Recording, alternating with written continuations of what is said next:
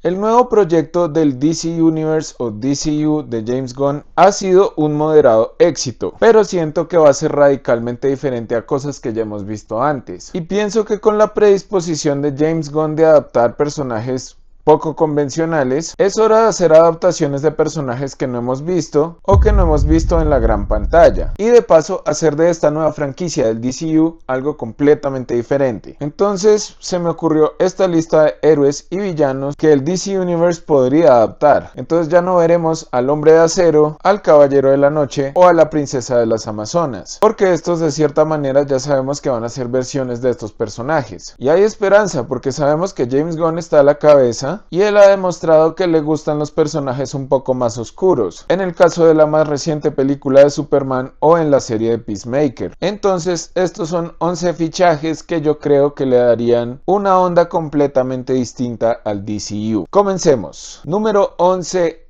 Icon. Si James Gunn se dedica a hacer una especie de historias como Elseworlds, podríamos tener a esta reimaginación de Superman. Entonces, imaginen a Superman, pero en vez de aterrizar en Kansas hace 30 años, como lo dicen en el DCU, aterrizó en 1839, en una plantación del sur de los Estados Unidos. Y su ADN se adaptó a la primera persona que lo encontró, una mujer esclava. Tal así como Superman se crió ocultando sus poderes. Y este tomó la identidad de Augustus Freeman IV, un abogado de élite. Yo no soy un abogado de la gran ciudad, pero este es una fuerza kryptoniana con la oratoria de un jurista, un abogado defensor que defiende al pueblo. Yo creería que para la gente que no lo conoce, buscar la serie de Icon de Dwayne McDuffie y M.D. Bright. Número 10. Booster Gold. Michael Carter es un atleta fracasado del siglo XXV quien roba tecnología de un museo, un dron parlanchín llamado Skids, y este viaja a nuestro presente para convertirse en un héroe mediático y corporativo. Es un estafador con un corazón de oro que, a pesar de su torpeza, demuestra su heroísmo inesperado. Sería genial verlo con su mejor amigo Blue Beetle, no Jaime Reyes, sino Ted Kord, el cual vimos cosas por ahí en la película de Blue Beetle, pero con el humor de James Gunn como está hasta ahora, sería increíble verlos a ellos dos. La miniserie 52 y posteriormente su serie en solitario por Geoff Johns demostraron que el humor y la ciencia ficción compleja pueden ir de la mano, explorando su amistad que se vuelve un poco trágica con Blue Beetle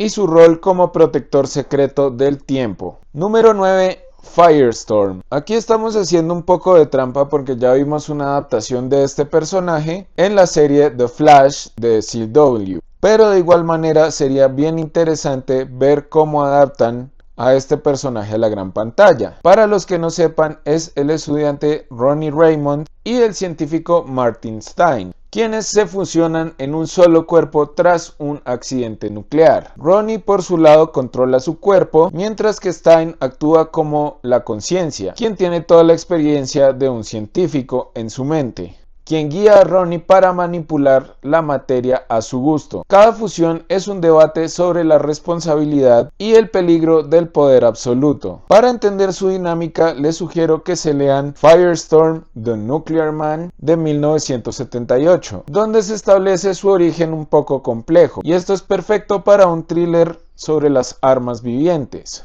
Y hablando de armas vivientes, hablemos de Captain Atom, quien es el número 8. Es un personaje que hemos visto en varias adaptaciones de la Liga de la Justicia, por lo menos en las versiones animadas. Como un fun fact es que el Dr. Manhattan se basó en él, pero en este caso Captain Atom es Nathaniel Adam, un oficial de la Fuerza Aérea quien fue incriminado por un crimen que no cometió y forzado a participar en un experimento militar que lo desintegró, y a su vez se reforma con una piel de metal alienígena. Hemos visto varios memes de este personaje simplemente estallando, que todas las versiones en todos los arcos de DC él en algún momento estalla, pero ese es su poder. Su lucha es bastante humana porque está en el dilema de tienes que servir a tu país, pero a la vez eres una bomba atómica andante. La etapa post-crisis de Cary Bates y Pat Broderick es fundamental para entender su dilema como arma viviente. Número 7. Red Hood o Jason Todd. Hemos hablado varias veces en este canal de este Robin, quien fue quien reemplazó a Dick Grayson, y quien fue brutalmente asesinado en la historia Una muerte en la familia. La historia de Red Hood es bastante interesante porque resucitó gracias a uno de los pozos de Lázaro de Ra's al Ghul. Y digamos que de todos los Robins, su relación con Batman es la más compleja, pues este tiene un montón de rabia por dentro ya que Batman no lo vengó. Y esto lo transformó en el Red Hood o Capucha Roja, un antihéroe que no duda en usar su fuerza letal contra los criminales de Ciudad Gótica. Entonces uno se pregunta si es la redención o la venganza, y es un personaje que pone a Batman también en un dilema de si él debía o no tomar represalias contra el Joker, y un cómic definitivo es Batman Under the Red Hood, sobre su regreso y el conflicto moral que representa para toda la Batifamilia. Hay una excelente película animada al respecto también, pero nunca se ha explorado a fondo este joven que alguna vez fue Robin y que lucha contra ese legado. Entonces ahora pasamos a la número 6, que es Power Girl. Tenemos a la Supergirl de la tierra principal del DCU, que ya hemos visto que va a aparecer en una película, Supergirl Woman of Tomorrow, pero también está esta versión que es Kara Zor-El, la Supergirl de Tierra 2.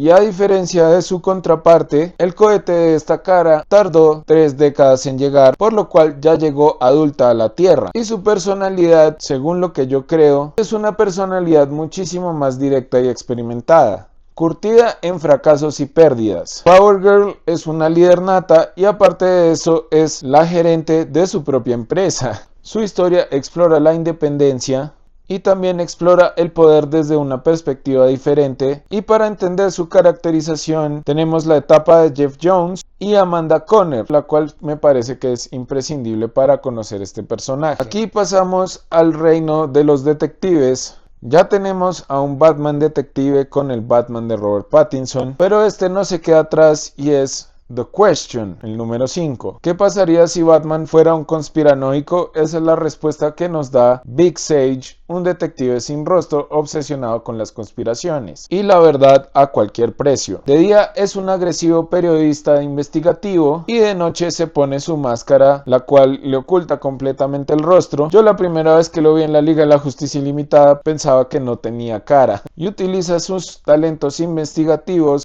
para descubrir a la corrupción de Hope City. No es precisamente un héroe como lo muestran en la caricatura, sino que es un fanático de la objetividad con métodos bastante brutales. Tiene una serie de 36 números escrita por el legendario Dennis O'Neil y dibujada por Dennis Cowan. Sería genial ver una película de estilo noir como de los años 40 de Hollywood, y sería una película bastante diferente, que ya nos hemos dado cuenta que películas como Clayface no temen explorar otros géneros aparte de acción y aventura, que son los superhéroes. Número 4, Hush o Thomas Elliot. Ya hemos hablado de este personaje en este canal cuando hablé de los villanos que debería adaptar The Batman. Pero retomando rápidamente, es un amigo de la infancia de Bruce Wayne y Tommy Elliot creció odiándolo en secreto. Es una historia bastante interesante porque es como el paralelo de Batman. Mientras que Bruce perdió a sus padres contra el crimen, Tommy decidió asesinar a sus propios padres para heredar su fortuna. Pero el Dr. Thomas Wayne salvó a la madre de Tommy, alimentando un resentimiento contra la familia Wayne de por vida. Mientras que este se convertía en un brillante cirujano, este se alía con el Acertijo para desmantelar la vida de Batman. Su historia de origen es claramente Batman Hush, de Jeff Loeb y Jim Lee, que es uno de los mejores cómics de Batman.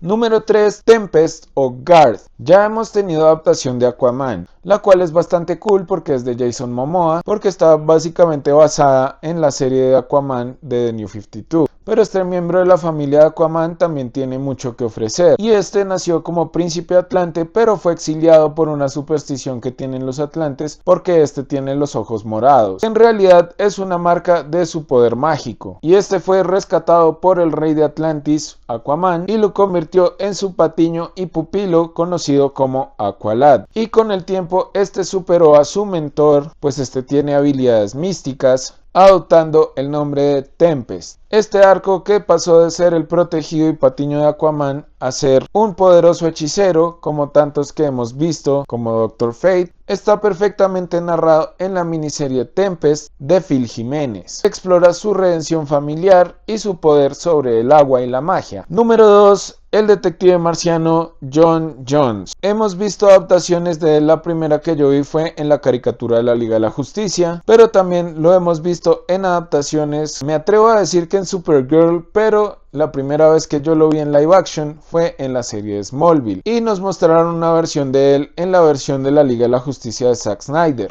pero digamos que en esa versión no tenía mucho que hacer. Y hablando de eso, creo que este personaje es muy interesante para dejarlo de lado, pues es el alma de la Liga de la Justicia, quien fue traído a la Tierra por un experimento fallido, y J'onn J'onzz es básicamente tan fuerte como Superman. Además de tener el vuelo y la superfuerza, también tiene poderes telepáticos y poderes para cambiar su forma, lo que lo hace un personaje tan interesante, y es por eso que se le asocia tanto a Superman, es que tiene una profunda melancolía por la pérdida de su mundo, porque este es el último marciano. Muchas veces es el elemento cómico de la Liga de la Justicia, pero tiene una serie en solitario de John Ostrander y Tom Mandrake que explora sus traumas y su compleja humanidad o marcianidad, de una forma que daría para su propia ópera espacial. Y la serie The New Frontier también ofrece una versión diferente de su llegada a la Tierra en los años 50, un cómic que les recomiendo bastante. Y por último, el que yo más quiero ver en el DCU,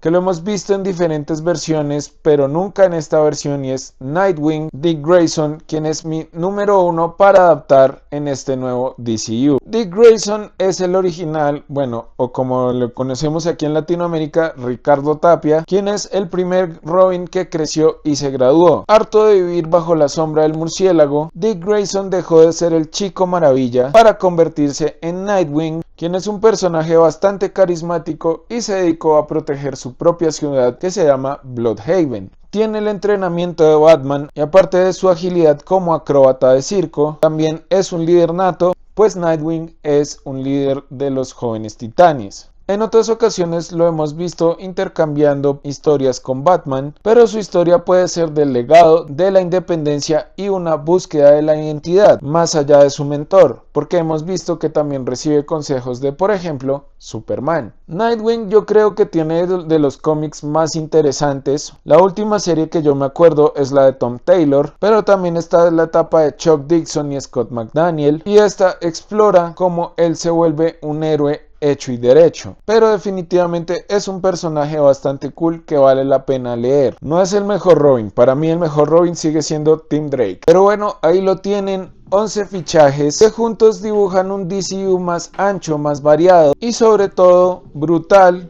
para este mundo de posibilidades que va a ser las adaptaciones de James Gunn. Entonces cuéntenme, de estos personajes que menciono, ¿cuál es el que les gusta más?